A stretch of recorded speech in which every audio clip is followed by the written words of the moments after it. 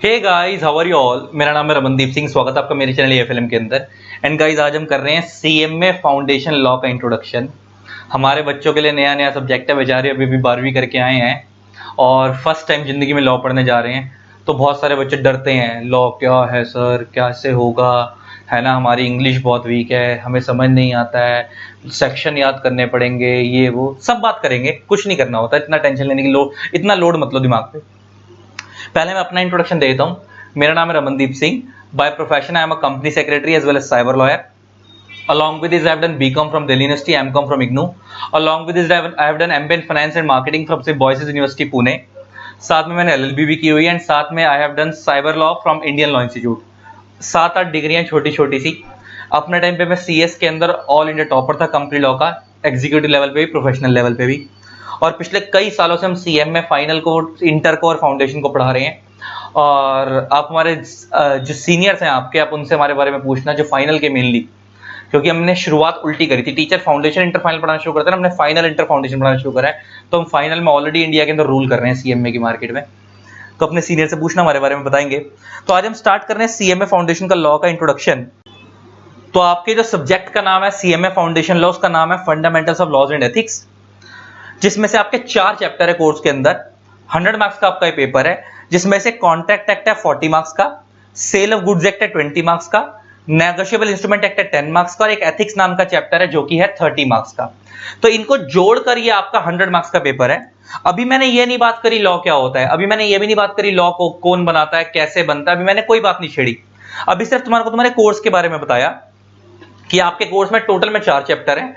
बहुत ही स्कोरिंग आपका कोर्स है सीएमए फाउंडेशन का लॉ। और ये 4 चैप्टर का एक छोटी सी बुक है, 100 पेज की, और आपके 100 नंबर तैयार। और ये चीज की जिम्मेवारी मेरी है कि सिर्फ मेरे लेक्चर ढंग से कर लिए और मेरी बुक ढंग से कर ली, तो कुछ भी अलग से कुछ करने की जरूरत नहीं है। इससे बाहर पेपर नहीं आता, इससे बाहर पेपर नहीं आएगा। ये 4 चीजें जो आपका 100 मार्क्स का पेपर है, 4 चैप्टर आपको कवर करने हैं। अब ये चैप्टर क्या है, ये तो अगली वीडियो से बात करेंगे। आज की वीडियो में हम ये बात करेंगे। अब स्टार्ट करते हैं कि लॉ क्या है, कौन बनाता है, कैसे बनता है, किस लिए बनाया जाता है। तो मेरा पहला क्वेश्चन तो ये है, व्हाट इज लॉ। लॉ क्या है? तो मैं बच्चे से पूछता हूं ना, व्हाट इज लॉ, लॉ क्या है, तो बच्चा ये नहीं बताता लॉ क्या है। बच्चा ये बोलेगा, सर लॉ का मतलब है कानून, है ना। अच्छा, मैं उससे बोलूंगा कानून, अच्छा, तो मैंने कहा तो वही वाली बात हो गई, फ्रेंड कौन है, फ्रेंड का मतलब दोस्त। तो तुम मेरे को समझा नहीं रहे कि लॉ क्या होता है, तुम मेरे को उसी की हिंदी बता रहे हो, इंग्लिश की ही हिंदी बता रहे हो। अब मान लो तुमसे किसी अंग्रेज ने पूछ लिया लॉ क्या है, तो अब तुम उसे ये थोड़ी बोलोगे लॉ का मतलब कानून। तुम्हें तो ये समझाना भारी पड़ जाएगा कि लॉ क्या होता है ना, कानून क्या होता है, तुम्हें तो ये भी समझाना भारी पड़ जाएगा उसको, है ना। तुमसे कोई बोलेगा फ्रेंड क्या है, तुम बोलोगे फ्रेंड का मतलब दोस्त। तो ये तो तुम कुछ समझा थोड़ी रहे हो, इंग्लिश की हिंदी समझा रहे हो, है ना। अच्छा, तुमसे किसी ने बोला व्हाट इज एसेट, तुमसे किसी ने पूछा व्हाट इज एसेट, तो तुम ये नहीं बताते एसेट क्या है, तुम पता क्या बोलते हो, land building is called asset. तुमसे किसी ने पूछा व्हाट इज लाइबिलिटी, तो तुम ये नहीं बताते लाइबिलिटी क्या है, तुम बताते हो लाइबिलिटी मतलब लोन। तुमसे किसी ने पूछ लिया कॉन्स्टिट्यूशन क्या है, तो तुम ये नहीं बताओगे कॉन्स्टिट्यूशन क्या है, तुम बोलोगे भारत का संविधान। इसका मतलब पता है क्या है, तुम ना चीज नहीं समझाते, तुम या तो उसके एग्जाम्पल देते हो या उसकी हिंदी बताते हो। तो आज तो पहले हमें यह समझना पड़ेगा चीजें होती क्या है, कॉन्स्टिट्यूशन का मतलब क्या होता है, एसेट क्या होता है, लाइबिलिटी क्या होती है, लॉ क्या होता है, ये चीजें क्या है एक्चुअल में। तुम तो उसकी हिंदी बता रहे हो, उसके बाद हमें समझ आएगा कि एक्चुअल में सारी चीजें क्या है, तब हम आगे पढ़ेंगे तो बेटर लगेगा, है ना। आगे से घटिया कंसेप्ट याद रखने बंद कर दो जी, इसकी हिंदी का मतलब ये है, वो एक्चुअल में वो चीज है क्या, वो तो हमें पता ही नहीं है। तो अब शुरुआत करते हैं, पहले कॉन्स्टिट्यूशन क्या होता है वो समझते हैं, है ना, फिर उसके बाद लॉ क्या होता है वो समझते हैं, फिर कौन बनाता है, कैसे बनाता है, ये सब समझते हैं। और ये चीज की जिम्मेवारी मेरी है कि अगर आज का लेक्चर ढंग से कर लिया ना, एक बेस क्लियर हो जाएगा, पूरा स्ट्रक्चर समझ आ जाएगा, इंडिया में लॉ बनता कैसे, कौन बनाता है, किस लिए बनाया जाता है, वगैरह वगैरह। चलो करते हैं स्टार्ट। तो आज मैं बात कर रहा हूं, जरा सुनते चलना। अब मैंने इतने सारे शब्द छेड़े हैं, पहले मैं इन्हीं के बारे में बात कर लेता हूं। अच्छा, जैसे मैंने बात करी कॉन्स्टिट्यूशन, तो हम बोलते हैं कॉन्स्टिट्यूशन क्या है, संविधान। तो आप हिंदी बता रहे हो, उसको समझा नहीं रहे, मगर एक्चुअल में कॉन्स्टिट्यूशन क्या होता है। अगर तुमसे कोई एक्चुअल में पूछे कॉन्स्टिट्यूशन क्या होता है, तो sir it is a fundamental document which shows path. It is a fundamental document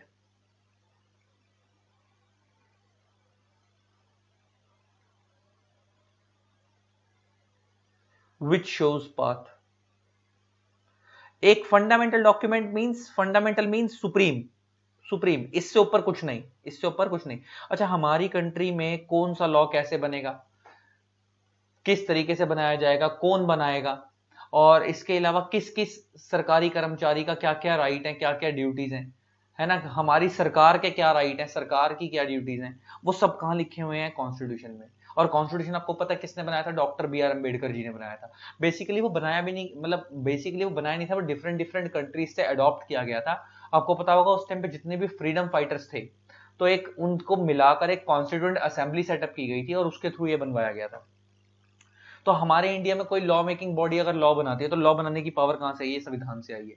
तो तुमसे कोई भी पूछे व्हाट इज कॉन्स्टिट्यूशन आगे से, तो संविधान नहीं बोलोगे, तुम क्या बोलोगे, it is a fundamental document which shows path. एक ऐसा सुप्रीम डॉक्यूमेंट है जो रास्ता दिखाता है कि कंट्री चलेगी कैसे, जो रास्ता दिखाता है कि कंट्री चलेगी कैसे, इससे ऊपर कुछ नहीं है। तो कोई लॉ बन रहा है तो कैसे बन रहा है, कौन बना रहा है, वो सब पावर इसी ने दी है। तो अभी हम पढ़ेंगे लॉ भी क्या होता है, वो भी पढ़ेंगे। मैंने कॉन्स्टिट्यूशन समझाया। दूसरा मैंने तुमसे पूछा कि what is asset, what is liability, तो मैंने तुमसे बोला कि तुम बच्चा बोल, मैं बच्चे से पूछता हूँ व्हाट इज एसेट, तो बच्चा बोलता है एक्सपेंस इनकम। वो मैं बच्चे से पूछता हूँ व्हाट इज एसेट, तो बच्चा कहता है लैंड बिल्डिंग। मैं पूछता हूँ लाइबिलिटी क्या, व्हाट इज लाइबिलिटी, तो कहता है लोन। आप उसके एग्जांपल दे रहे हो, समझा नहीं रहे। तो एसेट और लाइबिलिटी क्या होती है, वैसे तो तुम्हारे को तुम्हारे अकाउंट वाले टीचर समझाते होंगे, लेकिन एसेट क्या होता है अगर तुमसे अगर कोई सीधी सी भाषा पूछे तो expense incurred but benefit not yet received, expense incurred but benefit not yet received, benefit not yet received is called asset. आपने खर्चा कर दिया लेकिन उसका बेनिफिट अभी तक मिला नहीं है। आपने एसी खरीदा, आप एसी आज उसका बेनिफिट नहीं ले रहे, over a period of time लोगे, दैट इज एसेट, है ना। आपने टीवी खरीदा, उसका एकदम से इमीडिएट बेनिफिट नहीं मिल रहा, over a period of time मिलता जाएगा, दैट इज एसेट। क्योंकि expense income benefit not yet received means benefit मिलता चला जाएगा। अच्छा, बच्चा बोलता सर कैश भी तो एसेट है, कैश के लिए हमने कौन सा खर्चा करा है। अबे तुमने मेहनत से पैसा कमाया, वो तुम्हारे अपने आप में एक्सपेंस है, तुम्हारा टाइम एक्सपेंस अपने आप में, तुमने वो पैसा कमाया, कैश करा, और तुम अगर उस कैश को आइडल छोड़ दोगे, कैश को आइडल छोड़ दोगे तुम्हारे लिए बेकार है। लेकिन अगर तुम उस कैश को इंटरेस्ट पे चढ़ा दोगे, उसको बिजनेस में लगा दोगे, तो तुम उससे बेनिफिट रिसीव करोगे, उस पर भी बेनिफिट रिसीव करोगे। तो कैश इज ऑल्सो एसेट। अच्छा, लाइबिलिटी, अगर हम बोले लाइबिलिटी क्या है, तो सर लाइबिलिटी क्या है, लाइबिलिटी इसी का उल्टा है, इसी का उल्टा है, benefit received expense not yet incurred. ये मैं तुम्हारे को एक जनरल सेंस में समझा रहा हूं। अकाउंट्स वाले टीचर तुम्हारे को डिटेल में समझाते हैं, मैं तो एक जनरल सेंस में कि समझाने की कोशिश कर रहा हूं कि एक्चुअल में एसेट और लाइबिलिटी क्या है, या एक्चुअल में एक चीजें होती क्या है। मतलब तुम लोग जो बात करते हो तो पता क्या करते हो, एग्जाम्पल देते हो तुम, लैंड बिल्डिंग ये वो, है ना। हमें ये नहीं एग्जाम्पल नहीं देना, हमें उस चीज को समझाना है, हमें उस चीज को क्या करना है, समझाना है। तो लाइबिलिटी का इसी का उल्टा, benefit received expense not yet incurred, but expense not yet incurred. Example तुमने लोन ले लिया, तो तुमने बेनिफिट रिसीव कर लिया, पैसा तुम्हें पहले मिल गया, but expense not yet incurred means अभी उसको धीरे धीरे करके चुकाना है, इसे धीरे धीरे करके चुकाना है, दैट इज लाइबिलिटी, है ना। तो ये इस तरीके से। अच्छा, अब मैं बात कर रहा था लॉ। तो लॉ को कभी तुमसे कोई पूछे कि लॉ क्या है, तो लॉ का मतलब क्या है, तो लॉ कभी भी ये नहीं बोलोगे कि लॉ का मतलब कानून है। अच्छा, पहले लॉ क्या होता है उसको समझाने से पहले मैं इंडिया में ना कुछ लीगल फ्रेमवर्क की बात करता हूं कि इंडिया में लॉ कौन बनाता है, कैसे बनाया जाता है, वगैरह वगैरह। उसके बाद हम समझेंगे कि लॉ क्या होता है, उसके बाद हम समझेंगे कि लॉ क्या। मैं उल्टा चला रहा हूं, वैसे वैसे बच्चे कहते हैं कि लॉजिकली तो ये होना चाहिए कि पहले आप समझाओ लॉ होता क्या, फिर बताओ लॉ कौन बनाता है। मैं थोड़ा सा उल्टा चलूंगा, मैं पहले ये बताऊंगा कि इंडिया में लॉ बनाता कौन है, उसके बाद मैं बताऊंगा कि लॉ होता क्या है। चलो, अगर मैं आपको बताऊं तो हमारा इंडियन लीगल सिस्टम 3 पार्ट में डिवाइड है। अच्छा, मैं बहुत सारे लोगों से पूछता हूँ लॉ कौन बनाता है, तो बच्चे बोलते हैं कानून सरकार बनाती है। कानून कौन बनाता है, बच्चा कहता है सरकार बनाती है। हम बोलते हैं ना कई बार लॉ गलत आए, कोई कोई लॉ भारी हो जाता है तो हम बोलते हैं सरकार ने ये कर दिया, सरकार को बोलो लॉ वापस ले, ये करे वो करे। एक्चुअल में क्या सरकार लॉ वापस ले भी पाएगी, जरा देखते हैं कि इंडियन लीगल सिस्टम किस तरीके से चलता है। तो इंडियन लीगल सिस्टम की अगर मैं बात करूं, हम इसको ऐसे भी बोलते हैं कि स्टेट के 3 ऑर्गन्स हैं। हम, आपको पता होगा इंडियन लीगल सिस्टम या स्टेट, स्टेट बोल लो, उसके 3 ऑर्गन्स हैं। आपने कभी, जहां तक मेरे को याद है, ये चीज आप लोगों को कहां पढ़ाई गई होगी, 9th या 10th में सिविक्स में पढ़ाई गई होगी ये चीज, कि हमारे इंडियन लीगल सिस्टम, उसको स्टेट बोलते हैं। उसके 3 ऑर्गन है, उसकी 3 वो सिस्टम है, एक है लेजिस्लेटिव, एक है एग्जीक्यूटिव, और एक है जुडिशियल बॉडीज। लेजिस्लेटिव, एग्जीक्यूटिव और जुडिशियल बॉडीज। देखो, लेजिस्लेटिव का मतलब क्या होता है, लॉ मेकिंग, लॉ बनाना। तो इनका काम क्या होता है, लॉ बनाना। Law making. अच्छा, एग्जीक्यूटिव्स का काम क्या होता है? जो लॉ इन लोगों ने बनाया उस लॉ को इंप्लीमेंट करवाने का काम इन लोगों का होता है। तो इनका काम है लॉ को इंप्लीमेंट करवाना, इंप्लीमेंट करवाना। और जुडिशियल बॉडीज का काम क्या होता है? जो लॉ ये इंप्लीमेंट करवा रहे हैं, अगर उस लॉ को लेकर कोई भी दिक्कत आती है और कल को कोई कोर्ट में केस जाता है, तो वो लॉ को जुडिशियल बॉडीज क्या करती हैं? इंटरप्रेट करके, लॉ को इंटरप्रेट करके जजमेंट देना, डिसीजंस पास करना। लॉ को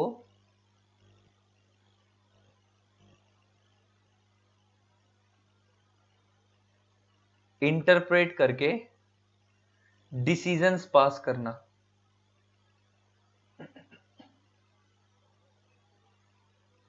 ठीक है जी। तो बेसिकली इंडियन लीगल सिस्टम के 3 organs, legislative, executive, judicial bodies. Legislative का काम लॉ बनाना, एग्जीक्यूटिव का काम लॉ को इंप्लीमेंट करवाना, और जुडिशियल बॉडीज का काम लॉ को इंटरप्रेट करके डिसीजन देना, लॉ को इंटरप्रेट करके डिसीजन देना।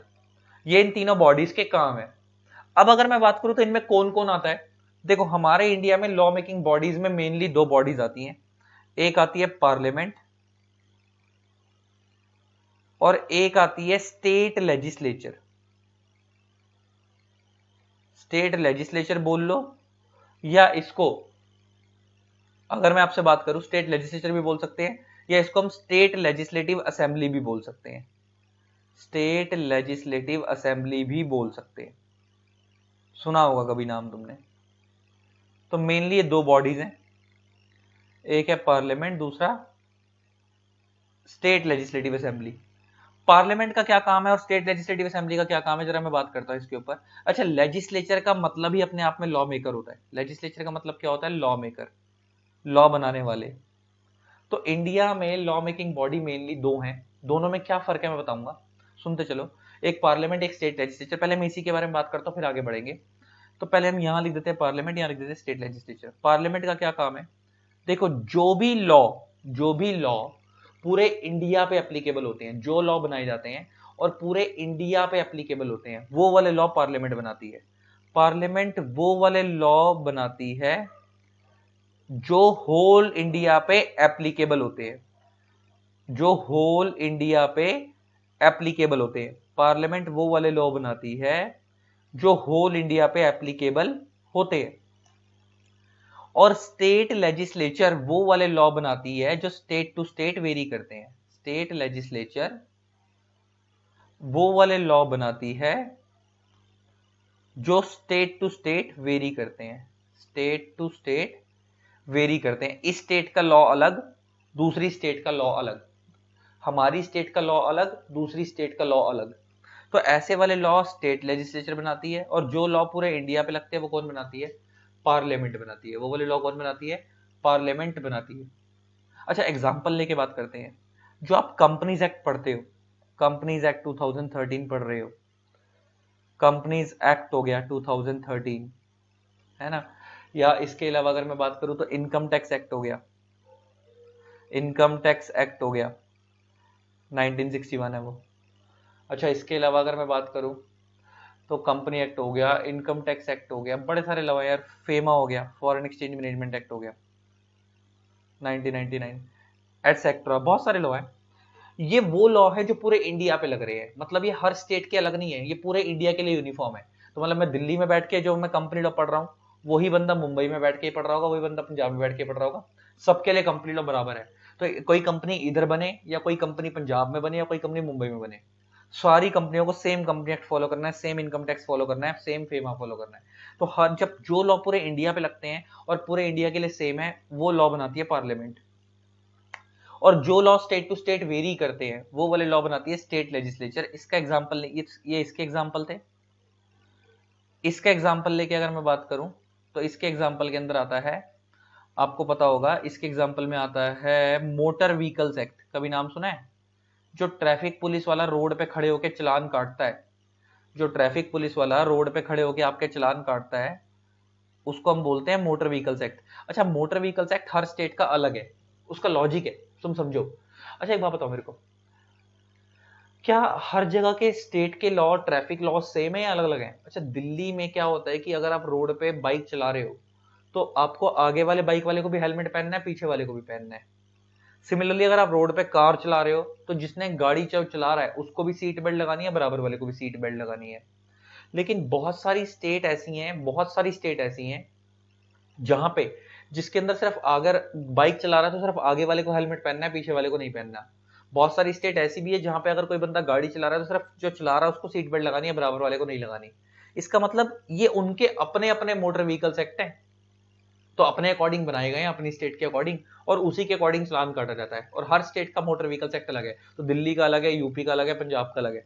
तो ये स्टेट टू स्टेट वेरी करते हैं। ऐसे लॉ कौन बनाती है? स्टेट लेजिस्लेचर बनाती है। ऐसे लॉ कौन बनाती है? स्टेट लेजिस्लेचर बनाती है। ये एग्जाम्पल 2 ले लूं तो वैट। अच्छा, बच्चा बोलेगा सर वैट तो अबॉलिश हो गया, जीएसटी आ गया। आपको पता होगा बेटा वैट टोटली अबॉलिश नहीं हुआ। पेट्रोल वगैरह पे आज भी वैट ही लगता है। आपको पता होगा ना, पेट्रोल को उन्होंने जीएसटी के दायरे में कवर नहीं करा। पेट्रोल पे आज भी क्या लगता है? वैट लगता है। तो वैट का जो लॉ है, वैट का जो लॉ है, वैल्यू एडेड टैक्स जो पहले होता था उसको रिप्लेस करके, आपको पता होगा पहले वैट होता था, सर्विस टैक्स होता था, एक्साइज होता था, इनको रिप्लेस करके जीएसटी आया था।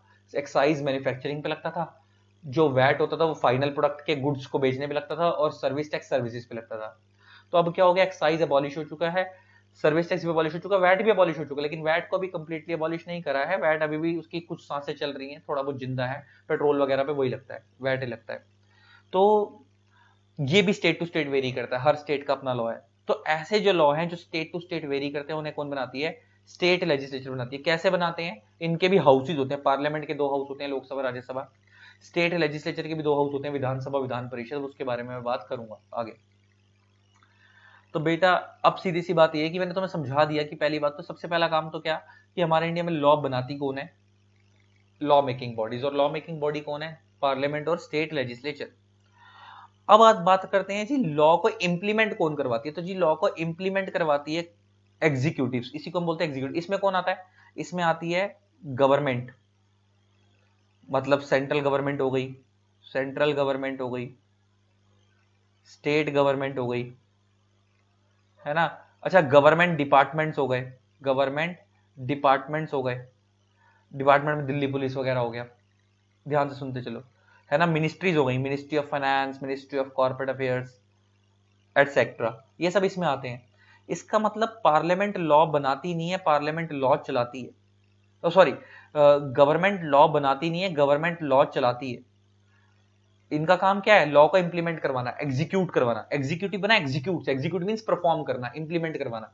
तो इनका काम है। अच्छा एक बात बताओ, पार्लियामेंट ने लॉ बनाया, पार्लियामेंट ने मान लो कंपनी एक्ट बनाया, तो उसको इंप्लीमेंट कैसे करना है वो बताती है सेंट्रल गवर्नमेंट, है ना। इसका मतलब पार्लियामेंट लॉ बना रही है, उसको इंप्लीमेंट कैसे करवाना है, कब से इफेक्टिव करवा, जैसे आज कोई लॉ बना तो वो इफेक्टिव कब से होगा, कैसे कैसे फॉलो करना है, वो सब सेंट्रल गवर्नमेंट बताएगी। अच्छा इसलिए यहीं पे लिख भी लो, जो पार्लियामेंट लॉ बनाती है ना, जो पार्लियामेंट लॉ बनाती है, पार्लियामेंट के लॉज को इंप्लीमेंट, पार्लियामेंट के जो लॉ होते हैं इन्हें इंप्लीमेंट सेंट्रल गवर्नमेंट कराती है, सीजी, शॉर्ट में लिख रहा हूं सीजी। और जो स्टेट लेजिस्लेचर के लॉ होते हैं इनको इंप्लीमेंट स्टेट गवर्नमेंट कराती है।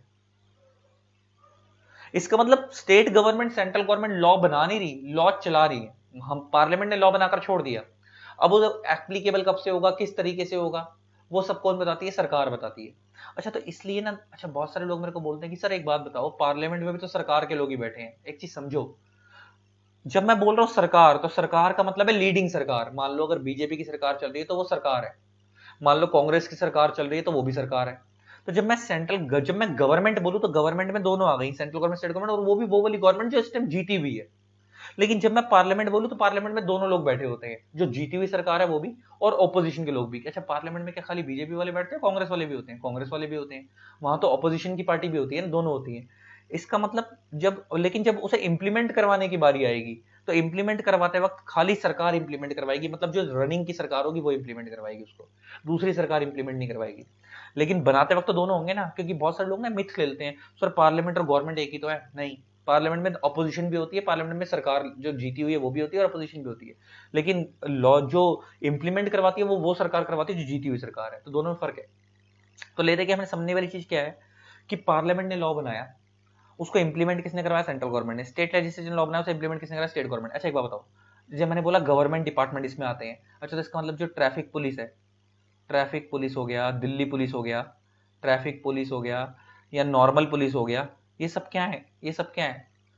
ये डिपार्टमेंट्स हैं एटसेट्रा, ये सब क्या है? गवर्नमेंट डिपार्टमेंट्स हैं। अच्छा एक बात बताओ, ट्रैफिक पुलिस वाले ने आपका देखो लॉ बनाया स्टेट लेजिस्लेचर ने, लेकिन उसको इंप्लीमेंट कौन करवाती है? गवर्नमेंट। तो ट्रैफिक पुलिस वाला आपका चालान काटता है, आपने मान लो रेड लाइट जंप करी है, आपने रेड लाइट जंप करी है, तो ट्रैफिक पुलिस वाले ने आपका चालान काट दिया।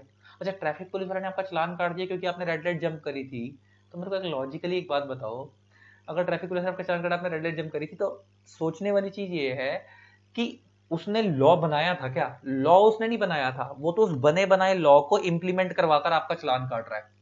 लॉ तो स्टेट लेजिस्लेचर बना चुकी है, मैंने बताया ना, हर देखो motor vehicles act traffic police वाले ने नहीं बनाया, वो तो स्टेट लेजिस्लेचर ने बनाया है, लेकिन उसके फॉलो करके इंप्लीमेंट करवाकर चालान कौन काट रहा है? आपका ट्रैफिक पुलिस वाला। तो हमारे साथ क्या होता है कि अच्छा अब मैं तुम्हें एक बात समझ आएगी, अब तुम्हारे को मेरी बात घुस जाएगी दिमाग में। हम लोग ना इंडिया में कुछ भी गलत होता है ना, कोई भी गलत लॉ बनता है, तो हम लोग पता है क्या करते हैं? हम सरकार को बोलते हैं सरकार ने ये कर दिया, सरकार ने वो कर दिया, सरकार ने गलत लॉ बना दिया। एक्चुअल में क्या होता है, जो दिखता है ना वही गाली खाता है। सच्चाई है कि जो दिखता है वो गाली खाता है। अच्छा एक बात सुनना ध्यान से, जब ट्रैफिक पुलिस वाले ने आपका चालान काटा, तो अब सारे रास्ते आप देखो, ट्रैफिक पुलिस वाले ने चालान लॉ फॉलो करके काटा है, ट्रैफिक पुलिस वाले ने आपका जो चालान काटा होगा as per motor vehicles act काटा होगा, और मोटर व्हीकल्स एक्ट तो ट्रैफिक पुलिस वाले ने नहीं बनाया था, स्टेट लेजिस्लेचर ने बनाया था। लेकिन आपको थोड़ी पता है कि स्टेट लेजिस्लेचर में कौन बैठा कौन नहीं बैठा, किन्होंने बनाया।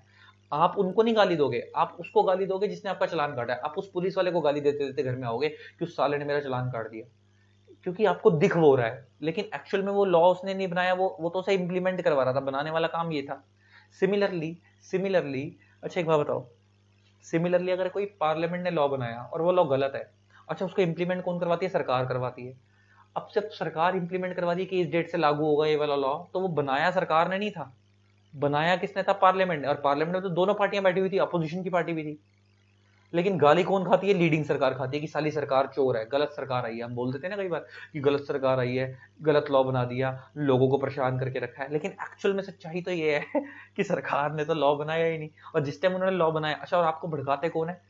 अपोजिशन पार्टी के लोग। मान लो अगर बीजेपी ने गलत लॉ बनाया है तो आपको कांग्रेस वाले भड़काएंगे, और कांग्रेस वालों का गलत लॉ है तो बीजेपी वाले भड़काएंगे। लेकिन सोचने वाली चीज है, पार्लियामेंट में तो दोनों बैठे थे पार्लियामेंट में दोनों बैठे थे। हाँ वो अलग बात है कि जब उसको इम्प्लीमेंट, देखो पार्लियामेंट में कांग्रेस वाले भी होंगे, बीजेपी वाले भी होंगे, लेकिन जब इंप्लीमेंट करने की बारी आएगी तो वो लीडिंग सरकार कराती है। तो मान लो अगर बीजेपी लीडिंग सरकार पे चल रही है तो बीजेपी करवाएगी, तो गालियां कौन खाएगी? अगर उस लॉ में कोई भी कमी होगी तो गालियां कौन खाएगी? बीजेपी खाएगी। सिमिलरली अगर मान लो कांग्रेस लीडिंग सरकार है और उस टाइम पे ऑपोजिशन पार्लियामेंट में दोनों बैठे थे, अब वो लॉ बन गया, अब उसे कांग्रेस इंप्लीमेंट करवा रही है और उस लॉ में कोई कमी हो तो कांग्रेस गाली खाएगी। तो ले दे के समझने वाली चीज ये है कि जो दिखता है वो गाली खाता है, जो दिखता है वो गाली खाता है। इसका सीधी सी भाषा में बात यह है कि लॉ बनाती कौन है? पार्लियामेंट या स्टेट लेजिस्लेचर, लेकिन उनको इंप्लीमेंट कौन करवाते हैं? एग्जीक्यूटिव। तो आज के बाद तुमसे कोई पूछे कि सरकार लॉ बनाती है, तो सरकार लॉ बनाती नहीं है, सरकार लॉ चलवाती है। आगे से लोगों का मुंह बंद करा दो, वो एग्जीक्यूटिव हैं, वो लॉ बनाते नहीं है, वो लॉ को इंप्लीमेंट करवाते हैं। लॉ बनाने का काम किसका है? सरकार का। लॉ बनाने का काम किसका है? सरकार का। ओ सॉरी, पार्लियामेंट या स्टेट लेजिस्लेचर। इंप्लीमेंट करवाने का काम किसका है? ये एग्जीक्यूटिव्स का। अब आते हैं जुडिशियल बॉडीज। तो जुडिशियल बॉडीज में कौन आते हैं? कोर्ट्स, है ना, सुप्रीम कोर्ट, हाई कोर्ट्स। सबसे ऊपर आपको पता है पूरे इंडिया में एक ही सुप्रीम कोर्ट होता है, उसके नीचे हाई कोर्ट्स होते हैं, उसके नीचे डिस्ट्रिक्ट कोर्ट्स होते हैं। अच्छा डिस्ट्रिक्ट कोर्ट्स होते हैं और पैरेलल पे सेशन कोर्ट्स भी होते हैं। कौन से होते हैं? Session courts, session courts. अच्छा डिस्ट्रिक्ट कोर्ट के अंदर सिविल केसेस जाते हैं और सेशन कोर्ट्स में क्रिमिनल केसेस जाते हैं। अब ये सिविल केसेस क्या होते हैं, क्रिमिनल केसेस क्या होते हैं भी आगे बताऊंगा। वैसे तुम्हें इतना समझ आता होगा, सिविल केसेस मतलब छोटे मोटे केस, मतलब इन द सेंस कि जिसमें कोई बहुत खतरे वाली चीज नहीं है। क्रिमिनल केस मीन्स बड़े केस। जैसे एग्जांपल आपने किसी का मर्डर करा तो वो क्रिमिनल केस है। मान लो आपने किसी से नॉर्मल कॉन्ट्रैक्ट करा था, कमर्शियल, सामने वाले ने कॉन्ट्रैक्ट तोड़ दिया तो वो सिविल केस है। आपने किसी से शर्ट्स मंगवाई थी, उसने शर्ट सप्लाई नहीं करी तो वो सिविल केस होगा, ब्रीच ऑफ कॉन्ट्रैक्ट। वो क्रिमिनल केस नहीं होगा। लेकिन आपने किसी का मर्डर कर दिया, आपने किसी का रेप कर दिया, आपने किसी के ऊपर अटैक करा, तो वो क्रिमिनल केस होगा। तो अगर क्रिमिनल केस होगा तो सेशन कोर्ट में जाएगा, नॉर्मल सिविल केस होगा तो वो डिस्ट्रिक्ट कोर्ट में जाएगा। दोनों पैरेलल लेवल पे होते हैं। आप जैसे दिल्ली में कड़कड़ुमा कोर्ट है, तो कड़कड़ुमा कोर्ट है, या दिल्ली के अंदर तीसियारी कोर्ट है, तो उस तीसियारी कोर्ट जो डिस्ट्रिक्ट कोर्ट है उसी के अंदर ना कई रूम है जो सेशन कोर्ट के, और कई रूम ऐसे हैं। आपको पता है जो तुम पिक्चरों में देखते हो कि एक बड़ा सा कोर्ट है, कटघड़ा बना हुआ है, दो तरफ दोनों लोग आए थे, सामने जज बैठा होता है, ऐसा रियल लाइफ में कोर्ट नहीं होता। मतलब होता है, कटघड़ा बना होता है, दो तरफ लोग होते हैं, लेकिन ना उसमें क्या होता है, जैसे आप बाहर से बिल्डिंग देख रहे हो ना, वो इतना बड़ा कोर्ट नहीं होता। एक कोर्ट के अंदर अगर 200 रूम है ना, मान लो जैसे हम दिल्ली के अंदर अगर बात करूँ, पीसीआरई कोर्ट है या कड़कड़ुमा कोर्ट है, उस इतना बड़े कोर्ट में 200 रूम है, तो आप समझो कि वो 200 रूम 200 कोर्ट है। एग्जाम्पल लेके बात कर रहा हूँ, अगर उसमें 200 रूम है तो वो 200 कोर्ट है, हर रूम में एक जज है जो अपने अपने मैटर देख रहा है। तो उसमें क्या होता है, उसी में कुछ मैटर, कुछ कोर्ट्स उसी पीसीआरई कोर्ट के अंदर ही कुछ डिस्ट्रिक्ट कोर्ट्स और कुछ सेशन कोर्ट है। कुछ जजेस क्रिमिनल केस देख रहे हैं, कुछ सिविल देख रहे हैं। जो क्रिमिनल देख रहे हैं वो सेशन कोर्ट होगा, जो सिविल देख रहे हैं वो डिस्ट्रिक्ट कोर्ट हो गए। अगर आप इनसे सेटिस्फाइड नहीं तो अपील कहाँ होती है, हाई कोर्ट में। अगर आप अगेन सेटिस्फाइड नहीं तो अपील कहाँ होती है, सुप्रीम कोर्ट में। सुप्रीम कोर्ट पूरे इंडिया का एक होता है, हाई कोर्ट हर स्टेट का एक होता है, और डिस्ट्रिक्ट कोर्ट सेशन कोर्ट हर स्टेट में जनरली स्टेट वाइज होते हैं। किसी किसी स्टेट में 5 होते हैं, किसी में 6, किसी में 7, इस तरीके की ऑडिंग होती है। अच्छा, तो ये बात हो गई। तो इसका ना ये इनका काम क्या है, जो लॉ बना है, अगर मान लो किसी ने कुछ गलत करा, मान लो किसी के ऊपर रेप का केस है, तो रेप से रिलेटेड लॉ किसने बनाया होगा, पार्लियामेंट ने, है ना। उसको एग्जीक्यूट कौन करवा रही होगी, गवर्नमेंट। उस लॉ के बेस पे तो पुलिस वाला अरेस्ट करके लाया होगा, तो एग्जीक्यूट किसने कराया, गवर्नमेंट ने। लेकिन अब उसके बेस पे जजमेंट कौन देगा, कोर्ट देगा। तो तीनों साथ साथ चलते हैं। इसका मान लो किसी ने मर्डर करा, तो मर्डर के ऊपर कौन सा लॉ लगेगा, वो हम यहाँ से देखेंगे, पार्लियामेंट ने बनाया। अच्छा, अब उस बंदे ने मर्डर करा, उसको अरेस्ट करना, तो अरेस्ट कौन करेगी, गवर्नमेंट डिपार्टमेंट, पुलिस करेगी। तो वो कौन है, एग्जीक्यूटिव। वो उस लॉ के बेस पे उसे अरेस्ट कर रही है, और एक बार जब उसे अरेस्ट करके वो कहाँ लेके जा रही है, कोर्ट। अब कोर्ट क्या करेगा, उसी लॉ को पढ़ के क्या देगा, जजमेंट देगा। तो इस तरीके से काम चलता है। तो सारे साथ साथ ये लोग काम करते हैं। तो आज के तुमसे कोई बोला कि सरकार लॉ बनाती है, बेटा सरकार लॉ नहीं बनाती है, सरकार लॉ चलाती है। बनाने वाली बॉडी ये दो है, और एक जुडिशियल बॉडीज हो गई, एक एग्जीक्यूटिव हो गए, है ना। अब मैं तुम्हारे को ये पता लग गया कि कौन सा लॉ है, कौन इंप्लीमेंट। अच्छा, और जो पार्लियामेंट लॉ बनाती है उसको इंप्लीमेंट करवाने का काम किसका, सेंट्रल गवर्नमेंट का। स्टेट लेजिस्लेचर जो लॉ बनाते हैं उसको इंप्लीमेंट करवाने का काम किसका होता है, स्टेट गवर्नमेंट का। अब मैं बात करूंगा कि पार्लियामेंट लॉ बनाती कैसे है, और स्टेट लेजिस्लेचर लॉ कैसे बनाती है। फिर हम बात करेंगे लॉ होता क्या है। अब मैं बनाने की बात कर रहा हूँ, पहले मैंने लीगल सिस्टम समझा दिया। अब हम ये देखेंगे पार्लियामेंट लॉ कैसे बनाती है, स्टेट लेजिस्लेचर कैसे लॉ बनाती है, फिर हम लीगल सिस्टम के बारे में फिर हम लॉ क्या होता है तब पढ़ेंगे। अभी तक मैंने तुम्हें ये नहीं समझा लॉ होता क्या है, मैंने तुम्हें ये बता दिया कि लॉ बनाता कौन है, और अब मैं बात करूंगा कैसे बनता है, और अब इसके बाद बात करेंगे लॉ होता क्या है। ठीक है, अब समझाता हूँ तुम्हारे को। तो अब हम बात करते हैं गाइस, पार्लियामेंट कैसे लॉ बनाती है और स्टेट लेजिस्लेचर कैसे लॉ बनाती है। देखो, आपको पता है, पहले हम पार्लियामेंट के लॉ की बात करते हैं। पार्लियामेंट का लॉ बनाने का प्रोसेस कैसा होता है, लॉ मेकिंग प्रोसेस। फिर हम बात करेंगे स्टेट लेजिस्लेचर का लॉ मेकिंग प्रोसेस कैसा होता है।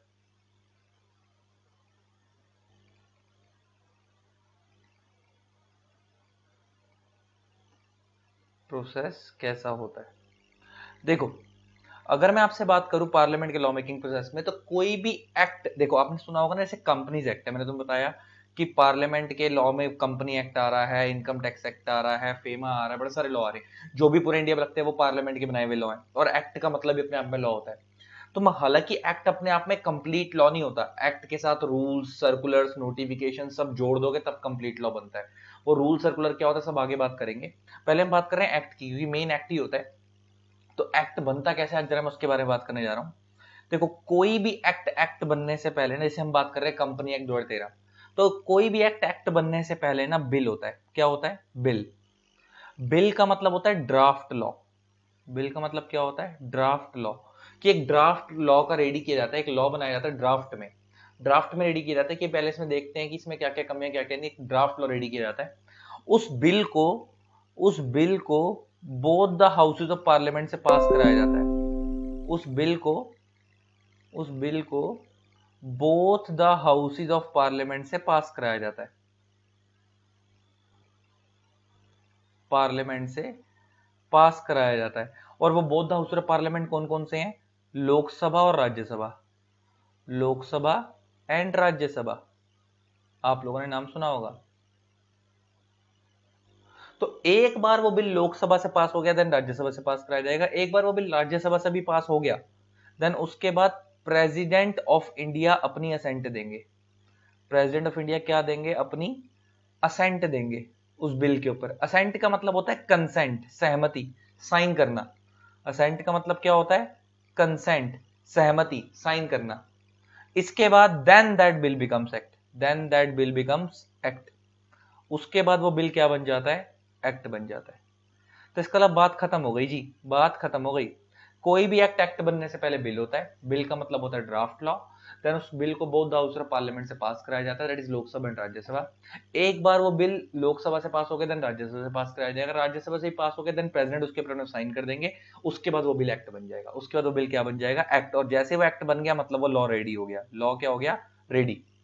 अब एक क्वेश्चन, सर लॉ बन तो गया, लॉ बन तो गया, अब क्वेश्चन ये कि सर ये इफेक्टिव कब से होगा? अच्छा एक बात बताओ, मैंने आज नया लॉ बनाया, मान लो जीएसटी आया, क्या वो सेम डे से एप्लीकेबल हो जाएगा? ये लोगों को थोड़ा टाइम दिया जाता होगा फॉलो करने के लिए? ये जिस दिन बनाया सेम डे रेडी हो जाता होगा? नहीं, टाइम दिया जाता है। तो क्या होता है कि अगर उनको लगता है कि इंस्टेंटली रेडी हो सकता है और इंस्टेंटली अप्लाई किया जा सकता है तो इंस्टेंटली अप्लाई होता है, अदरवाइज थोड़ा टाइम दिया जाता है। जैसे पता है क्या होता है, मैं बताता हूँ प्रैक्टिकली कैसे होता है। जब भी कोई लॉ बनता है ना, तो उसको ऑफिशियल गजेट ऑफ इंडिया में पब्लिश किया जाता है। उसे कहां पब्लिश किया जाता है? ऑफिशियल गजेट ऑफ इंडिया में पब्लिश किया जाता है। अब ये ऑफिशियल गजेट ऑफ इंडिया क्या है? एक भारत सरकार की एक वेबसाइट है, egazette.nic.in। भारत सरकार की एक वेबसाइट है egazette.nic.in। जो भी नया लॉ बनता है उसको इस वेबसाइट पर अपलोड किया जाता है। जो भी नया लॉ बनता है उसे इस वेबसाइट पर अपलोड किया जाता है। तो हम जैसे वो इस वेबसाइट पर अपलोड होता है, हम उसे बोलते हैं कि उसे ऑफिशियल गजेट में पब्लिश कर दिया गया। मैं तुम्हें वेबसाइट दिखा भी देता हूं कैसी है, ये लो देखो। हम्म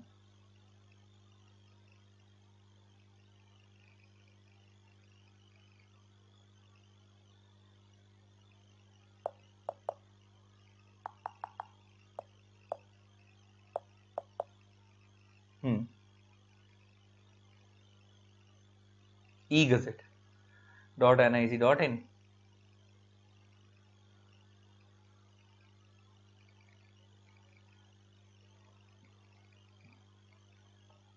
खुल जा भाई, वेबसाइट क्यों हैंग हो रही है? Attached and subordinate offices are requested to register their organization through e-publish options। मगर ये ऊपर नीचे क्यों नहीं हो रहा है? वेबसाइट क्यों अटक रही है इनकी? और कुछ हो रहा है? वैसे स्क्रीन ओके है, इनकी वेबसाइट ही नहीं चल रही। क्या हो गया? वेबसाइट क्यों नहीं चल रही इनकी?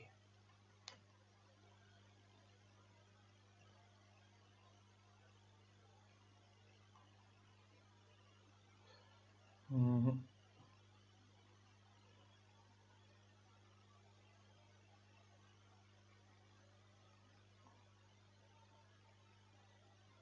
ये पता नहीं कौन सा प्रमोशन कर रहे हैं, मेन वेबसाइट खुल नहीं रही इनकी। जो मेन वेबसाइट है, ये तो आजादी का इन्होंने कुछ वो कर रखा है। वेबसाइट ऊपर नीचे नहीं हो रहा गाइस, वो पेज ही नहीं ऊपर नीचे हो रहा जो मैं तुम्हें दिखाना चाह रहा था। तो ये वेबसाइट है। वैसे वैसे कोई भी नया लॉ बनता था इस वेबसाइट पे आके अपलोड होता है, egazette.nic.in। वो वेबसाइट ही नहीं अपलोड हो रही है। व्यू गजेट्स अगर यहाँ देखें तो शायद दिख जाए, पता नहीं कुछ और दिखा रहा है। नहीं, उसी वेबसाइट पे आता है मेन। ठीक है, यहाँ तो डेट से आप यहाँ तो आप डेट के डेट वाइज सर्च करोगे, अगर डेट वाइज अगर आपको डेट पता है तो। मगर डायरेक्टली अगर आपको कोई भी नया लॉ बना है और वो कब आया कब नहीं आया तो वो इधर से पता लगेगा। ये तो इधर ना वो स्किप का ऑप्शन भी नहीं दिखा रहा, और पता नहीं क्या हो रहा है कि वो आ नहीं रहा। क्या रीजन है मेरे को समझ नहीं आ रहा कि वेबसाइट खुल क्यों नहीं रही आज। ये देखो, जब मैं जा रहा हूँ तो यहाँ खोल देता है। पर इतनी प्रमोशन इतनी किस बात की पता नहीं। चलो, मतलब लेते कि, मगर वैसे बता रहा हूँ इस वेबसाइट पे जो भी नया लॉ बनता है वो इस वेबसाइट पे आता है। तो अब होता क्या है, मेरे ध्यान से सुनना प्रोसेस को, कि कोई भी जब नया लॉ बनता है तो उसे इस वेबसाइट पे अपलोड किया जाता है। और अपलोड करने के बाद क्या होता है, सुनते चलना। मान लो कोई लॉ, मान लो किसी लॉ को, किसी भी लॉ को प्रेसिडेंट ने असेंट दी है, प्रेसिडेंट ने असेंट दी है मान लेते हैं किसी लॉ को 30/9/2021 को, मान लो किसी लॉ को प्रेसिडेंट ने असेंट दिया 30/9/2021 को, और मान लो इसे सेम डे पब्लिश भी कर दिया गया गैजेट में, सेम डे पब्लिश भी कर दिया गया ऑफिशियल गजट के अंदर, पब्लिश कर दिया गया ऑफिशियल गजट में, मान लेते हैं कि इसे सेम डे पब्लिश भी कर दिया गया ऑफिशियल गजट में। अब क्या होता है कि जब हम पब्लिश करते हैं तो पब्लिश करने के बाद ना एक डेट बताई जाती है कि ये लॉ इस डेट से इफेक्टिव होगा। अगर कोई डेट बताई है तो उस डेट से इफेक्टिव होगा, अगर कोई डेट नहीं बताई तो जिस दिन पब्लिश किया गया तो उसी डेट से इफेक्टिव होगा। तो जैसे मान लेते हैं, मान लो हमने ये पब्लिश तो किया ऑफिशियल गजट में 30/9/2021 को, लेकिन हमने इसके अंदर एक डेट बताई है कि भाई ये लॉ 1/1/2022 से इफेक्टिव होगा। अगर हमने कुछ ऐसा बताया है तो वो लॉ उस डेट से इफेक्टिव होगा। अगर कोई डेट नहीं बताई गई है तो जिस दिन वो पब्लिश किया गया था उसी डेट से इफेक्टिव होगा। तो चलो फटाफट लॉ कैसे बनता है सम अप करें। कोई भी लॉ बनने से पहले बिल होगा, देन उसको बोथ हाउस ऑफ पार्लियामेंट से पास कराया जाएगा, लोकसभा राज्यसभा, देन प्रेसिडेंट उसके ऊपर अपने साइन कर देंगे, then that bill becomes act. उसके बाद वो लॉ अभी तक इफेक्टिव नहीं हुआ है, अभी उसे official gazette of India publish किया जाएगा, और पब्लिश करने के बाद उसके अंदर एक डेट बताई जाएगी कि ये लॉ इस डेट से इफेक्टिव होगा। अगर कोई डेट बताई है तो वो लॉ उस डेट से इफेक्टिव होगा, अगर कोई डेट नहीं बताई है तो जिस दिन पब्लिश किया गया था उसी डेट से इफेक्टिव होगा। अच्छा, एक क्वेश्चन आता है बच्चे के दिमाग में, मैंने तो बताया कि ऑफिशियल गजट ऑफ इंडिया में होगा, ऐसा इसे ऑफिशियल गजट ऑफ इंडिया क्या है ये? जैसे जस्ट लाइक स्कूल में एक नोटिस बोर्ड होता था, स्कूल में एक नोटिस बोर्ड होता था ना, उसका काम क्या होता था कि कल को अगर कोई छुट्टी है या कोई भी अनाउंसमेंट स्कूल वालों को करनी है तो वो उस नोटिस बोर्ड पे पब्लिश कर देते थे, और पूरे स्कूल को इन्फॉर्म हो जाता था जब वो नोटिस बोर्ड पे वो चीज आती थी कि भाई कल टुमारो इज योर हॉलीडे या कुछ भी है। फिर जमाना बदल गया धीरे धीरे, आजकल तो व्हाट्सएप से या नॉर्मल मैसेज आ जाते हैं बच्चों के फोन पे, बच्चों के पेरेंट्स के फोन पे, स्कूल में कोई भी अपकमिंग इवेंट होने वाला होता है तो। लेकिन पहले ऐसा क्या होता था, सारा खेल नोटिस बोर्ड से होता था, नोटिस बोर्ड पे वो जो भी अनाउंसमेंट होती थी पब्लिश कर देते थे, पूरे स्कूल में इन्फॉर्म हो जाती थी। सिमिलरली अगर कोई नया लॉ बना है तो उस नए लॉ को पूरे गांव, पूरे पूरे देश के अंदर, शहर के अंदर बताना तो पड़ेगा ना लोगों को, तो इसलिए उसको कहाँ पब्लिश करते हैं, ऑफिशियल गजट ऑफ इंडिया में, ताकि पूरी कंट्री को इन्फॉर्म हो जाए कि नया लॉ आया है। अच्छा, आपको पता है ऑफिशियल गजट ऑफ इंडिया को हिंदी में बोलते हैं भारत का राजपत्र। हिंदी में क्या बोलते हैं? भारत का राजपत्र। तो इसको भारत का राजपत्र क्यों बोलते हैं, मैं इसका लॉजिक बताता हूँ, इसका लॉजिक बताता हूँ। आपको पता है क्या है, पुराने जमाने में जब राजा महाराजाओं का टाइम होता था, राजा महाराजाओं का टाइम होता था, तो आपको पता है राजा को चुनती कौन है? प्रजा। अच्छा, और राजा के जो सेवक होते हैं, मतलब होता क्या था, राजा को चुनती प्रजा, तो राजा जो भी लॉ बनाता था, राजा जो भी नया लॉ बनाता था अपने एरिया के लिए, तो उस लॉ को पूरे गांव में डिस्ट्रीब्यूट कराया जाता था। उस टाइम पे इंटरनेट वगैरह तो होता नहीं था, तो उस लॉ को पूरे गांव में डिस्ट्रीब्यूट कराया जाता था, और ये कहा जाता था कि राजा का राजपत्र आ गया। क्या कहा जाता था? कि राजा का राजपत्र आ गया। अच्छा, आज की डेट में राजा कौन है? गवर्नमेंट ऑफ इंडिया, पार्लियामेंट वगैरह, ये लोग जो लॉ बना रहे हैं। अच्छा, इनको भी चुना किसने? अच्छा, सरकार को भी चुनती कौन है? प्रजा। अच्छा, जब एक बार लॉ बनता है तो उस टाइम जब पूरे गांव, उस टाइम इंटरनेट तो होता नहीं था, तो पूरे गांव में जब डिस्ट्रीब्यूट कराते थे लॉ को तो क्या बोलते हैं? राजा का राजपत्र आ गया। आज के डेट में पूरा कंट्रोल गवर्नमेंट के हाथ में है, तो अब जब लॉ बनता है तो मुझे बोलते हैं भारत का राजपत्र आ गया। तो उस टाइम जो राजा था वो आज भारत है, और वही उसको, भारत को मतलब सरकार को रिप्रेजेंट कर रहा है, पार्लियामेंट वगैरह को। और अब ये लॉ बनाती है तो हम ये बोलते हैं कि भारत का राजपत्र आ गया। तो इस सेंस में इसको बोलते हैं। और पुराने जमाने में जब लॉ होते थे वो तो आपको पता है कि एनिमल्स की स्किन काट कर लिखे जाते थे, पत्थर पे लिखे जाते थे। इसीलिए कुछ लोग, तुमने देखोगा ना, डायलॉग मारते हैं, मेरी जुबान पत्थर की लकीर है। वो इसीलिए मारते हैं कि पुराने जमाने में जब लॉ एक बार पत्थर पे लिख दिया था उसके मिटाया नहीं जाता था। तो उन्हीं चीजों से उठा उठा कर इन्होंने नाम बदले हैं और ये ऐसे करा है। तो अब आपको समझ आ गया कि पार्लियामेंट का लॉ कैसे बनता है। अब हम बात करते हैं स्टेट लेजिस्लेचर का लॉ कैसे बनता है। अच्छा, स्टेट लेजिस्लेचर का अगर लॉ बनाना है तो यहाँ पे जो लॉ बनता है, सबसे पहले यहाँ पे भी सेम प्रोसेस होता है। लॉ बनने से पहले बिल होता है। बिल का मतलब वही ड्राफ्ट लॉ, बिल का मतलब क्या है? वही ड्राफ्ट लॉ। देन उस बिल को both the houses of state legislature से पास कराया जाता है। Both the houses of state legislature, parliament नहीं, both the houses of state legislature से पास कराया जाता है। और स्टेट लेजिस्लेचर के दो हाउस कौन से हैं? विधानसभा और विधान परिषद। विधानसभा एंड विधान परिषद। एक बार वो बिल विधानसभा और विधान परिषद से पास हो गया, देन उसके बाद उसको गवर्नर ऑफ स्टेट असेंट देंगे। कौन देंगे? गवर्नर ऑफ स्टेट असेंट देंगे। जैसे इंडिया के लिए प्रेसिडेंट है, तो हर स्टेट के लिए जो लॉ बनते हैं उनके हर स्टेट के ऊपर एक हेड होता है गवर्नर, तो गवर्नर ऑफ स्टेट असेंट देंगे। Then that bill becomes act. उसके बाद वो बिल क्या बन जाएगा? एक्ट बन जाएगा। Then that bill becomes act. तो बिल एक्ट बन गया, वही सेम प्रोसेस चल रहा है। और एक बार वो बिल एक्ट बन गया, उसके बाद क्या होगा, उसे ऑफिशियल गजेट ऑफ इंडिया में पब्लिश नहीं किया जाएगा, उसे ऑफिशियल गजेट ऑफ स्टेट में पब्लिश किया जाएगा। उसे कहां पब्लिश किया जाएगा? ऑफिशियल गजेट ऑफ स्टेट में पब्लिश किया जाएगा। हर स्टेट का अपना गजेट होता है, दिल्ली का अलग गजेट है, पंजाब का अलग गजेट है, तो उसको उस स्टेट में के गजेट में पब्लिश किया जाता है। तो इसका समझ आ गई आपको बात। सबसे पहले अगर पार्लियामेंट कोई भी लॉ बनाएगी तो कोई भी लॉ बनने से, एक्ट बनने से पहले बिल होगा, उस बिल को बोथ हाउस ऑफ पार्लियामेंट से पास कराया जाएगा, that is Lok Sabha and Rajya Sabha. एक मिनट रुको गाइस, एक मिनट रुको, एक मिनट। हाँ जी गाइस, एक्चुअल में वो इस लैपटॉप का चार्जर खत्म हो गया था, वो चार्जिंग खत्म हो गई थी, तो मैंने कहा एक बार चार्जर कनेक्ट कर दूं, इसलिए वीडियो रोकी थी। हाँ, तो मैं कह रहा था कि कोई भी अगर स्टेट का लॉ बनता है तो पहले वो लॉ बनने से पहले बिल होएगा, वही सेम। देन उसके बाद उसको both the house of parliament से अप्रूव नहीं कराएंगे जैसे यहाँ पे कराते हैं, यहाँ पे both the house of state legislature से अप्रूव करवाएंगे। देन उसके बाद गवर्नर ऑफ स्टेट असेंट देंगे, यहाँ पे प्रेसिडेंट असेंट देते हैं।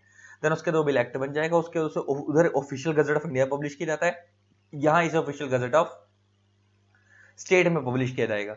लेकिन सभी बात, इसके बाद ये एक्ट बनने के बाद अब हम बात करते हैं लॉ क्या होता है। अब हम बात करते हैं लॉ क्या होता है।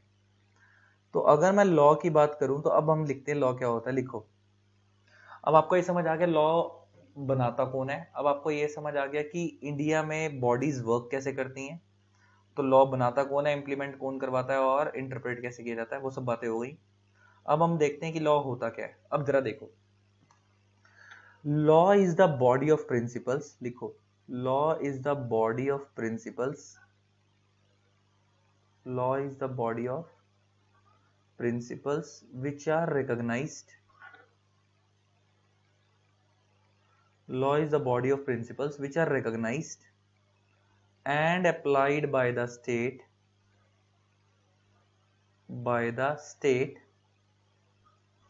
in the administration of justice, in the administration of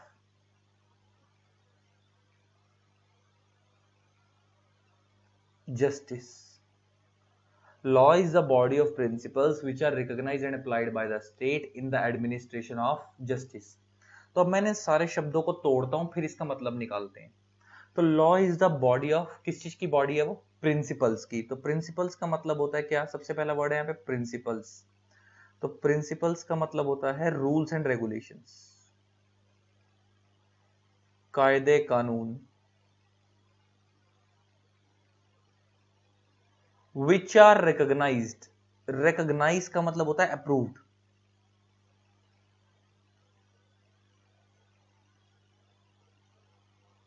which are applied, applied का मतलब है implemented,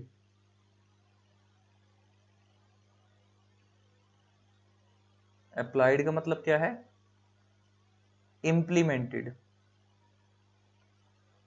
by the state। ये state वर्ड बड़ा इंपॉर्टेंट है, यहां पे state का मतलब स्टेट गवर्नमेंट नहीं है, यहां पे जो स्टेट वर्ड है ना, ये आर्टिकल 12 ऑफ इंडियन कॉन्स्टिट्यूशन से उठाया गया है, आर्टिकल 12 ऑफ इंडियन कॉन्स्टिट्यूशन से उठाया गया है।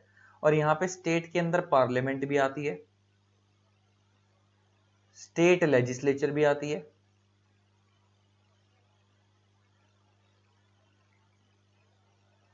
सेंट्रल गवर्नमेंट भी आती है सीजी, स्टेट गवर्नमेंट भी आती है, एंड लोकल बॉडीज भी आती है। लोकल बॉडी समझ आता है ना, जैसे गांव में पंचायत हो गई, दिल्ली के अंदर म्युनिसिपैलिटी हो गई, मतलब म्युनिसिपैलिटी हर जगह ही है, ये सब लोकल बॉडीज हैं। ये सब क्या है? Local bodies. पंचायत, म्युनिसिपैलिटीज लिख ले वो एग्जाम्पल में, पंचायत,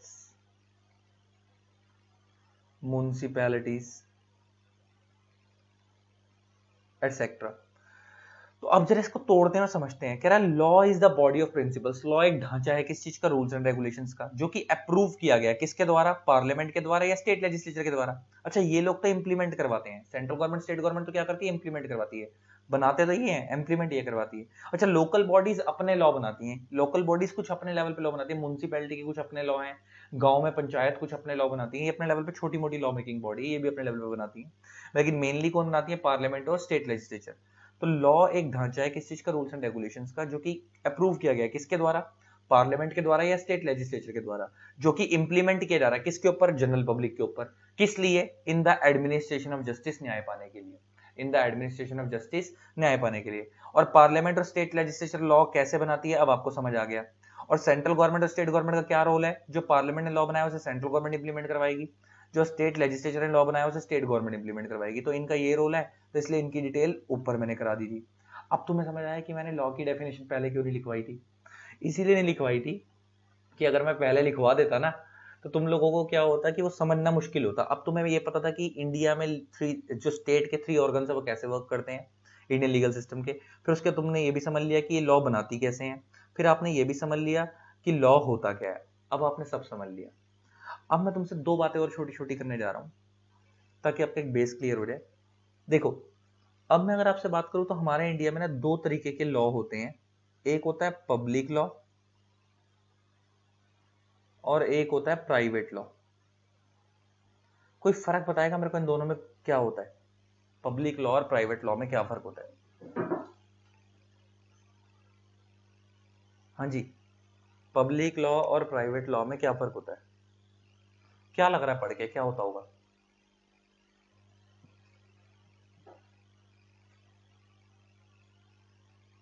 बहुत सारे लोगों से जब मैं पूछता हूं तो बच्चे पता क्या जवाब देते हैं? सर पब्लिक लॉ मतलब जनरल पब्लिक पे लगता होगा, प्राइवेट लॉ मतलब प्राइवेट इंडिविजुअल्स पे लगता होगा, मतलब एक घर पे लगता होगा, 2 घर पे लगता होगा। ऐसा नहीं है। क्या मतलब मेरे घर का लॉ अलग, तुम्हारे घर का लॉ अलग? नहीं, प्राइवेट लॉ ऐसा नहीं होता। पब्लिक लॉ और प्राइवेट लॉ लगते दोनों ही होल पब्लिक पे हैं, लेकिन ये देखा जाता है कि अफेक्ट किसको हो रहा है। अगर होल पब्लिक को नुकसान पहुंच रहा है तो पब्लिक लॉ है। अगर लिमिटेड बंदों को नुकसान पहुंच रहा है और मतलब जिनके बीच में कॉन्ट्रैक्ट हुआ है तो वो प्राइवेट लॉ है। जैसे एग्जांपल लेके बात करते हैं। अच्छा, 2 बंदों के बीच में कॉन्ट्रैक्ट हुआ, मान लो ए और बी के बीच में कॉन्ट्रैक्ट हुआ और ए ने बोला कि भाई मैं तेरे को 500 शर्ट सप्लाई करूंगा। किस चीज को लेके कॉन्ट्रैक्ट हुआ? 500 शर्ट सप्लाई करने के लिए कॉन्ट्रैक्ट हुआ। ए ने बोला बी को मैं तेरे को 500 शर्ट सप्लाई करूंगा। बी ने कहा ठीक है सप्लाई कर दियो। बी ने पूछा कितने टाइम में कर देगा? ए ने बोला 1 मंथ में कर दूंगा, विद इन 1 मंथ में कर दूंगा। ए ने ऐसा बोला, लेकिन ए ने सप्लाई नहीं करी। इसका मतलब ए ने ब्रीच ऑफ कॉन्ट्रैक्ट कर दिया।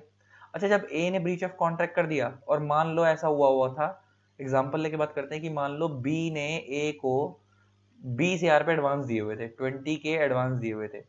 तो जब बी ने ए को बोला कि ठीक है भाई तूने मेरा माल नहीं बनाया ना, मेरे को मेरे पैसे वापस कर, ए कहता वो भी नहीं दे रहा, जा जो करना कर ले। इसका मतलब ए और बी के बीच में कॉन्ट्रैक्ट हुआ, ए ने उस कॉन्ट्रैक्ट को पूरा नहीं करा और बी का एडवांस भी मार लिया। अब यहाँ पे पूरी दुनिया परेशान है या खाली बी परेशान है? खाली बी परेशान है, दुनिया का कोई लेन देन नहीं है। खाली जिसके साथ कॉन्ट्रैक्ट होता है वही बंदा परेशान है। तो ऐसे लॉ को हम बोलते हैं प्राइवेट लॉ। तो इसका मतलब एग्जाम्पल अगर मैं लिखवाऊं तो कॉन्ट्रैक्ट एक्ट, तो contract act is a private law. अच्छा, सेल ऑफ गुड्स एक्ट, आपने कोई गुड्स खरीदे हैं वगैरह वगैरह और उसमें कोई दिक्कत हो रही है, तो वो सेल ऑफ गुड्स एक्ट क्या पब्लिक लॉ है प्राइवेट लॉ? Private law. इसमें दुनिया को मतलब नहीं है, जिनके साथ कॉन्ट्रैक्ट हो रहा है खाली उन्हीं को नुकसान है। तो इसका मतलब when parties to the contract are affected, when only parties to the contract are affected, जिन लोगों के बीच में कॉन्ट्रैक्ट हुआ है are affected, then it is private law. तो मैंने एग्जांपल में लिखवा दिया contract act, sale of goods act, then it is private law.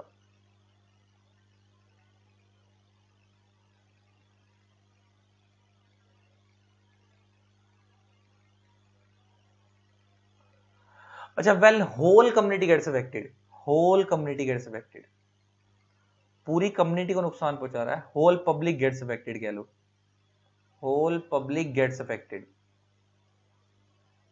पूरी पब्लिक को नुकसान हो रहा है, then it is public law.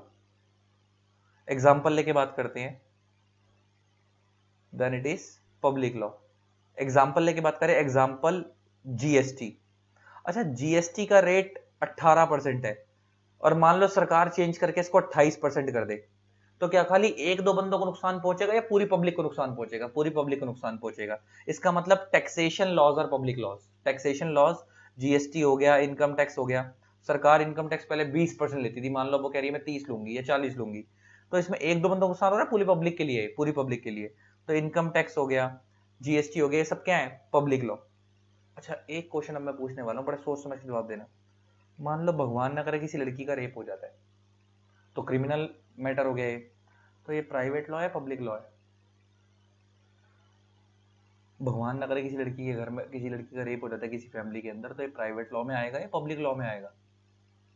मैंने तुम्हें private law public law basically तो समझा दिया कि अगर होल पब्लिक अफेक्ट होगी तो public law, only parties to the contract effect होगी तो प्राइवेट लॉ। तो मैंने प्राइवेट लॉ के एग्जांपल भी लिखवा दिए, पब्लिक लॉ के भी एग्जांपल लिखवा दिए, ये पब्लिक लॉ में आते हैं। ये मर्डर हो जाए, रेप हो जाए, ये वाले लॉ पब्लिक लॉ होते हैं, प्राइवेट लॉ होते हैं? देखो हमारे इंडिया में दो तरीके की मेंटालिटी है। देखो जब क्या होता है कि अगर मान लो किसी के घर में रेप हुआ है तो नॉर्मल कुछ तरीके कुछ तो ऐसे लोग भी होते हैं जो जिनको बहुत बुरा लगता है, और कुछ ऐसे लोग भी होते हैं जो ये कहते हैं छोड़ना, उसके घर में हुआ, हमारे घर में थोड़ी हुआ है। तो ऐसे लोगों की अगर सोच है तो उन लोगों को तो लगेगा प्राइवेट लॉ है कि उनको अफेक्ट हो रहा है, हमें थोड़ी हो रहा है, उनके घर में हुआ है, हमें थोड़ी हुआ है। लेकिन सच्चाई ये है, जब निर्भया केस हुआ था या कोई भी बड़ा रेप केस होता है, मर्डर केस होता है, कि खाली जिनके घर में वो उन्हीं के दिमाग में इफेक्ट पड़ता है या पूरी पब्लिक के दिमाग पे इफेक्ट पड़ता है? पूरी पब्लिक के दिमाग में इफेक्ट पड़ता है। जब निर्भया केस हुआ था तो जिनके घरों में लड़कियां थी ना, तो उनकी माए बाप, उनके माँ बाप बड़े सोच समझ के अपने बच्चे को बाहर भेजते थे कि यार हमारे बच्चे के साथ गलत ना हो जाए, अगर उनके घर में डॉटर है तो उनके बच्चे के साथ कुछ गलत ना हो जाए, है ना, कि टाइम पे जाइयो बेटा, टाइम पे वापस आ जाइयो। इसका मतलब हुआ किसी और के घर में, लेकिन अफेक्ट नॉर्मल पब्लिक पे भी है। इसका मतलब क्रिमिनल लॉ किसका पार्ट है? पब्लिक लॉ का पार्ट है ना। मर्डर, डकैती, रेप, ये सब किसका पार्ट है? पब्लिक लॉ का। इसीलिए तुमने पता है, तुमने कभी केस देखा होता है, ऐसे होता है। इसमें क्या होता है, जब ऐसा कुछ होता है तो इसमें ना सरकार जिम्मेवारी लेती है अपने ऊपर। अगर मान लो किसी के साथ गलत होता है, किसी के साथ मर्डर हुआ था, किसी का रेप हुआ था, तो हम ये नहीं मानते कि उसका हुआ है। सरकार कहती है कि जिम्मेवारी हमारी है उस बंदे को न्याय दिलवाना। इसीलिए ना ऐसे होता है, मान लो अगर सुरेश ने मर्डर करा है तो ऐसे उसके ऊपर होगा state versus Suresh, state versus Suresh, कि स्टेट ने सुरेश के ऊपर केस करा है। इस तरीके से होगा। स्टेट का मतलब क्या है यहाँ पे? गवर्नमेंट की। अब स्टेट वर्ड क्या, अब आर्टिकल 12 से उठाया गया, अब आपको पता है। तो स्टेट सुरेश पे केस करिए। तो मतलब अगर किसी का कोई मर्डर हो जाए, रेप, तुमने देखा होगा ना जॉली वर्सेस एलएलबी में लिखा हुआ था स्टेट वर्सेस, पिक्चर का नाम तुमने देखा होगा स्टेट वर्सेस जॉली एलएलबी करके, जॉली करके लिखा हुआ था। उसका मतलब यही था कि वो स्टेट रिप्रेजेंट करती है। जब कोई मर्डर रेप होता है, अच्छा जैसे नॉर्मली अगर ए बी के ऊपर केस करता है तो ऐसे होता है ए वर्सेस बी, जो केस कर रहा है उसका नाम पहले, जिसपे किलर है बाद में, उसका नाम बाद में। लेकिन जब मर्डर रेप होता है तो हम ऐसा नहीं लिखते, अगर ए का मर्डर हुआ है तो हम ये नहीं लिखेंगे ए वर्सेस बी, बी ने करा है। हम लिखते हैं स्टेट वर्सेस, उसमें स्टेट अपने ऊपर जिम्मेवारी ले लेती है कि हाँ हम उसको न्याय दिलवाएंगे। अच्छा इसीलिए आपको पता होगा जिन फैमिलीज के पास लॉयर नहीं होते हैं उनको पब्लिक प्रोसिक्यूटर मिलते हैं, उनको सरकारी लॉयर भी मिलते हैं सर हेल्प करने के लिए। तो एक हो गया पब्लिक लॉ, प्राइवेट लॉ। अब ये तो तुमने समझ ही लिया। अब आता है बात क्रिमिनल लॉ और सिविल लॉ। क्रिमिनल लॉ और सिविल लॉ तुमने बहुत बार सुना है, क्रिमिनल और सिविल लॉ शब्द। अब दोनों में क्या फर्क होता है जरा समझना। अगर आपका मेन एम अगर आपका main aim to claim damages है, टू क्लेम कंपनसेशन या टू क्लेम डैमेजेस है, अगर आपका मेन एम कंपनसेशन क्लेम करना है या डैमेजेस क्लेम करना है, then it is civil law. अगर आपका main aim to punish someone है, किसी को पनिशमेंट दिलवाना है,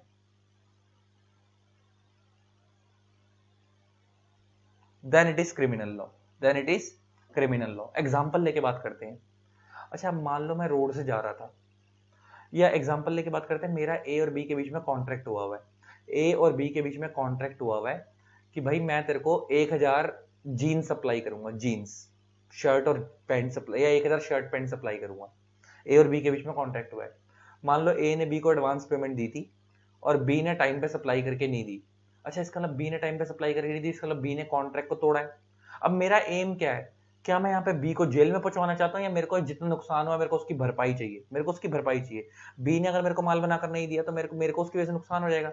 तो अल्टीमेटली मेरे मन में क्या है कि यार इसने मेरा नुकसान करा दिया। अगर बी ये कह दे कि जितना तेरा नुकसान हो मैं तेरे को भरने को तैयार हूँ, क्या ए सेटिस्फाई हो जाएगा? या सेटिस्फाई हो जाएगा। इसका ना यहाँ पे आपका मेन एम डैमेजेस लेना है, कंपनसेशन लेना है। यहाँ पे आपको मेन एम किसी को पनिशमेंट दिलवाना नहीं है। तो ऐसे लॉ को हम सिविल लॉ बोलते हैं। इसका contract act, sale of goods act, ये सब सिविल लॉ है।